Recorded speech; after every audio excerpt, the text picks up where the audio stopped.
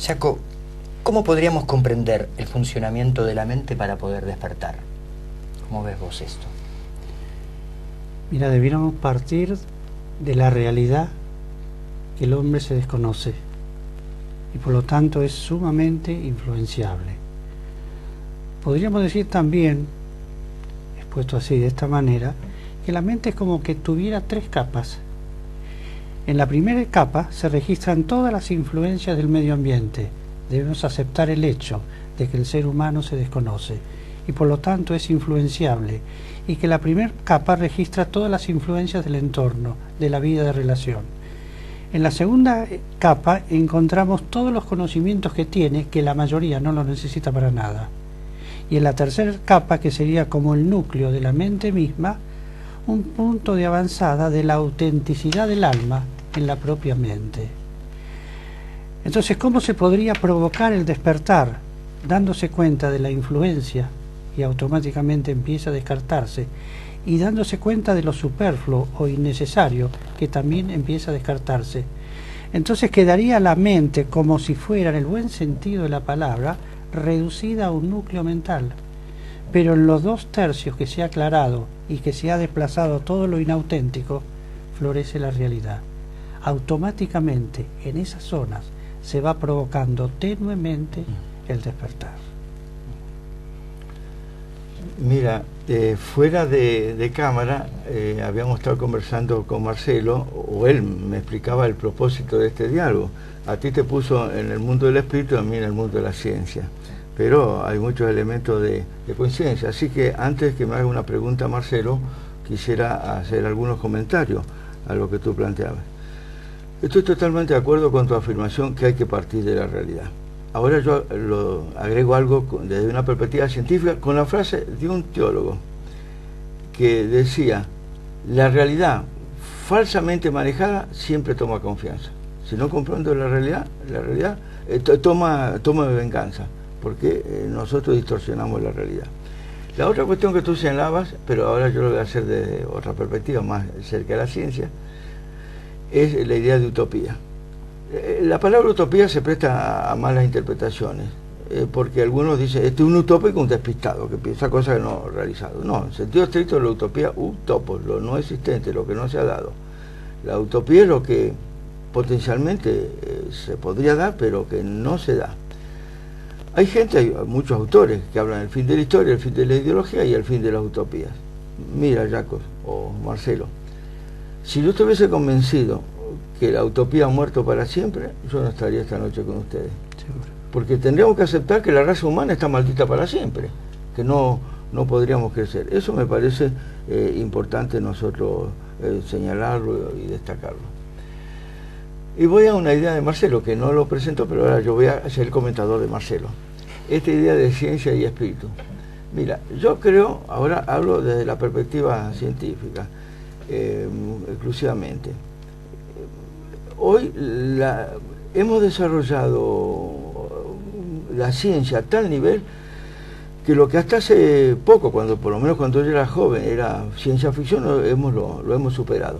Hemos llegado a lo que Pascal, de una manera intuitiva, poética, lo expresaba: a lo infinitamente grande y a lo infinitamente pequeño. A lo infinitamente grande con los conocimientos de la astrofísica, la cosmología; a lo infinitamente pequeño con el conocimiento de la física que tenemos de la física cuántica, de la biología molecular, el ácido desoxirribonucleico, los genes, la proteína y el genoma humano. Es alucinante lo que nosotros lo conocemos. Sin embargo, este occidente tan lleno de ciencia y tan pobre de sabiduría. Esto a mí lo que me preocupa y que coincido contigo. Pero yo en los últimos años me he dado cuenta, sobre todo en contacto con los grandes físicos, no con físicos de cuarta categoría, en el conocimiento de la física cuántica, el vacío cuántico hace que los grandes físicos estén en el umbral mismo de la mística. Y lo mismo yo cuando reflexiono sobre el campo de la astrofísica, de la cosmología, estoy entre el vértigo y la éxtasis. Es decir, hay otra dimensión. Yo creo que la poesía, la literatura, el amor, la emocionalidad, todo esto tenemos que incorporarlo con la ciencia. De ahí que en este corto diálogo que podemos hacer no podemos incorporarlo mucho, pero contigo ya en algunas conversaciones que hemos tenido, la idea que tiene Marcelo, alguna cosita lo hemos incorporado. ¿Qué es la sabiduría? Después en otro bloque voy a decir algo. Es saber vivir. Yo creo que sí. ¿Qué decías? Es curioso una palabra que él utilizó, reflexión. Se podría muy bien evaluar la diferencia que hay entre pensar y reflexionar. La reflexión no es un movimiento del pensamiento, es un reflejo. Por lo tanto, tiene que haber un estado de quietud para que exista un reflejo. El pensamiento es la actividad de la sustancia mental. Como un lago, donde están agitadas las aguas, eso sería el pensamiento. Pero si el pensamiento comprendería la razón de su movimiento, se aquietaría naturalmente, no por imposición de un acto volitivo, y llegaría naturalmente a un estado de quietud. Desde el estado de quietud refleja. La reflexión es un contacto directo con la realidad. Antes hablábamos de las capas de la mente. Cuando esas dos capas han sido aclaradas, allí florece la quietud mental, y allí florece el reflejo de la realidad. Eso daría lugar a una nueva educación. Recuerdo unas palabras de Bernard Shaw que decía: si se le enseña algo a un hombre, jamás lo aprenderá, porque aprender era otra cosa, era verse él mismo enseñado desde sus propios reflejos, desde sus propios accesos a la realidad, y ahí comenzaría una nueva etapa, no solamente en la educación, sino en la vida del mundo. Gracias. Pero estaríamos de acuerdo, Jacob, que para reflexionar necesitamos tener paz en nuestro corazón. Tenemos alegría de vivir, porque sin paz en el corazón no podemos reflexionar, vivimos en la permanente agitación. Es cierto, es cierto. Sí, algo que me parecía re importante compartir, ¿no? Que siempre estamos como muy sensibles, nos sentimos muy sensibles, y algo que compartíamos con los chicos el otro día, decíamos, bueno, como que la primer gran clave era, por sobre todas las cosas, estar atento a lo que pensamos, y que a través de esa atención volcada hacia lo que pensábamos, teníamos la posibilidad de conocernos a nosotros mismos.